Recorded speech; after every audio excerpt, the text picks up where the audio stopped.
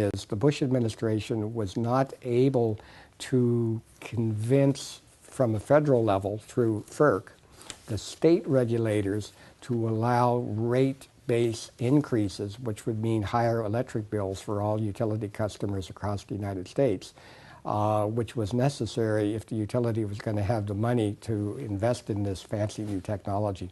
Because not only was that 2030 vision plan called the 2030 plan, it was going to cost about $30 billion to implement. Where does the money come from? When President Obama was elected, and even before the inauguration, he was actually incorporating the smart meter in many of his stump speeches and many of his town hall and community meters, talking about the smart meter and the fact that this was a shovel-ready project that the government wanted to become involved with quickly because it would stimulate the economy and stimulate jobs. Now, as you pointed out, we literally, in going back in my professional career back to the late 1980s, early 1990s, invented the smart meter. But that means absolutely nothing in the bureaucracy of a government. So USCL had no particular prior approval or even indeed interest on behalf of the people in the government to work with our company. But rather, this was all kind of politically motivated. And most of the work that the government was planning to do involved utilities being funded to purchase meter technology and other products for the smart grid. But these products would be coming from the government's list of companies that they in fact had relationships with. General Electric, as an example, was a very favored provider. Landis & Gyr was a very favored provider. There are many reasons for that, some of which are political, some of which are opinion. I want to stay away from those, obviously. But the bottom line is that our company was encouraged to file in the summer of 2009 for something called an SBIR, which is a Small Business Innovation Research Grant, which would have been funded by the Department of Energy. We went through the process of making that grant request through a consultant in Michigan by the name of Dr. Peggy Curry, who had been through this many times before. And Dr. Curry was rather convinced that we would in fact receive favorable treatment because our grant did something specifically that none of the other companies wanted to talk about. And that was to fund a study using a large number of these in-home devices, displays and other things in the home that would actually provide this information to the customers. And that could be used in a reference and control fashion, and the government could then learn just to what degree consumers' behavior in the use of power was modified by having this real-time data. So we thought it was a great idea. The government should have thought it was a great idea. But that put demands, certain demands on General Electric and the other power meter folks because our meters weren't compatible with what we were doing. So President Obama has talked about smart meters and paying for them with federal stimulus money. Considering you invented the smart meter, have you benefited at all from this? After the president was elected and in early 2008, President Obama talked about smart meters as one of the government's shovel-ready projects to invest in to stimulate the economy.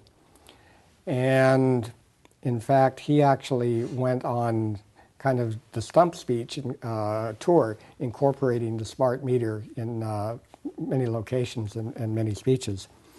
Because of the work that we had done with Southern California Edison and the fact that I basically invented the technology going back 20 years ago, it was natural for our company to apply for what was called an SBIR, a Small Business Innovation Research Grant under the Department of Energy to take the smart meter to the next level.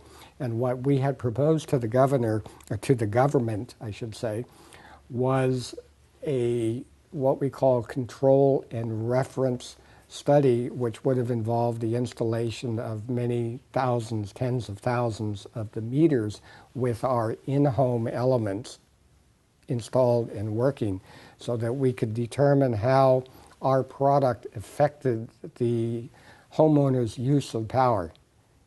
And this was something that had never been done before to any large scale, and it was something that we considered to be very important, to the extent, again, the government was investing in and paying for this technology. There had to be something in it for the consumer, for the taxpayer. In April of 2009, we had begun the process of applying for this SBIR grant using a consultant by the name of Dr. Peggy Curry in Michigan, who had experience with the government in these types of grant applications. And she was very confident, based on the timeliness of the smart meter concept, the government's intent on building the smart grid, that we would have received almost preferential treatment with our application. By the summer, the way the process worked, the government at the time was receiving many applications for these grants, and they sent rejection letters to virtually 95% of all of the companies that filed for the grant. And the remaining 5 to 10%, if you didn't get a rejection letter by a certain time frame, it was considered that you, in fact, were approved. And now it was a matter of just going through the process. And we fell into that latter category, the 5%. So we were quite excited about the opportunity of finally having some additional money coming as the form of a government grant to finance our commercialization of the technology that we had developed, as well as actually installing it and getting the federal government to endorse the results of people using the technology. In September of 2009, we learned that our application was rejected. And the reason that our application was rejected, because as I mentioned a minute ago, we previously were told by our consultant, Dr. Curry, that it had been accepted and with favor. The reason that we were rejected had to do with politics, to keep it very simple, and the fact that there were a number of very large companies that were dealing in this smart grid, smart meter arena, one of which was General Electric, and the president of General Electric is Jeffrey Emolt, who was on the President's Job Commission. Another company was called Landis & Gyr, I mentioned a few minutes ago. One of the founding directors of the U.S. division of Landis & Gyr became the Undersecretary of Energy. Her name was Kathy Zoe. So clearly there was some politics here working against us. But probably most importantly was the position that our company took with respect to the future of energy and the concept of green energy as we know it today in the popular media. We have a section on our website which addresses the true needs for energy in today's world as well as the future world of 2050. And frankly, those needs are not going to be met through solar cells, solar panels, and wind turbines. There are other sciences which have yet to be developed that we desperately need to be developed. Department of Energy didn't want to hear that. And our company became officially blacklisted within the U.S. Department of Energy. And as an example, if you were to go back to Virginia today and walk into the main office of the U.S. Department of Energy and sit down at an employee's workstation on their computer and enter into it our company's website address, it's blocked. Oh, that's interesting. And we learned that from Department of Energy employees that in fact told me the story, the reasons why this happened. And I also went back to Washington, D.C. and worked with a lawyer that had a lot of experience representing the People versus Reliant Energy in Florida at the time we had those early blackouts in California. And we too verified many of those political issues. And you know the old saying, you can't fight City Hall. If you can't fight City Hall, you sure can't fight Washington, D.C.